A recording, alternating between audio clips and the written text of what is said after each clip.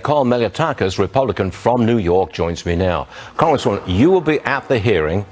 Will you cut Dr. Fauci any slack on the grounds that he walked into a brand new situation when COVID first arrived and nobody knew what was going on? Well, the issue is that he admits that he lied to the American people. If they just pulled these mandates out of the air, they were not based on science as they had indicated they were at the time. And in addition to that, they made hundreds of millions of dollars in royalties from pharmaceutical companies. And what role did that play in their decisions to mandate certain things?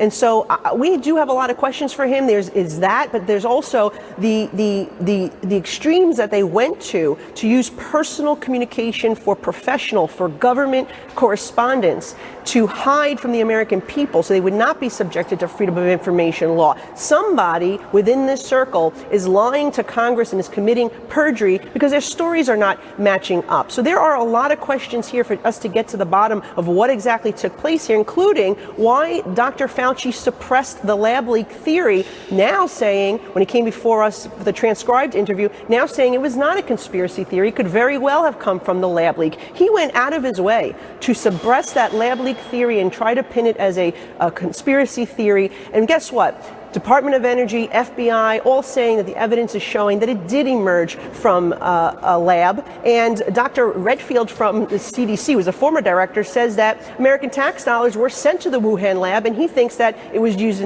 perhaps in this production of this pandemic. So there are so many things, and we don't have enough time. Okay. Obviously, we get 5 minutes each. Congresswoman, would you just hold on for a second? I want your comment on a news item that's just breaking for us this morning.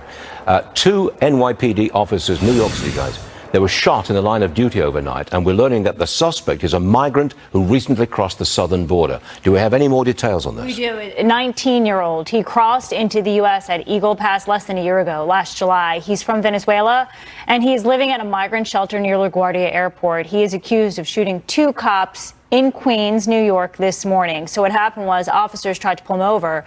He was driving the wrong way down a one-way street.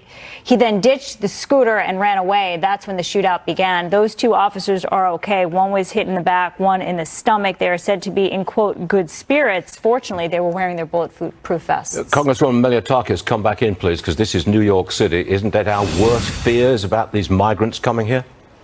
Yeah, this is absolutely preventable. And you know what? It was predictable. You and I said that this was going to happen if they continue these ridiculous policies. It is time for Joe Biden to undo the 60 policy changes at the border. It's time for Chuck Schumer and Alexandria Ocasio-Cortez, whose district this occurred in, to call on the president to stop this craziness. It is so insane that we are allowing people in this country illegally. They're committing crimes. They're shooting at our police officers. And guess what? They're going back to the hotel room that we, the taxpayers, are paying for. So Mayor Adams also needs to undo this policy. He said that, he said it was going to be 6 months. Well, why is this person there for more than 6 months? What happened to the curfew he supposedly put in place? They're not enforcing any of this stuff. They're just allowing these individuals who are here illegally, members of gangs, to continue to commit more crimes. This is where the reckoning has to come in November. People have to vote these Democrats who allow these policies to continue out.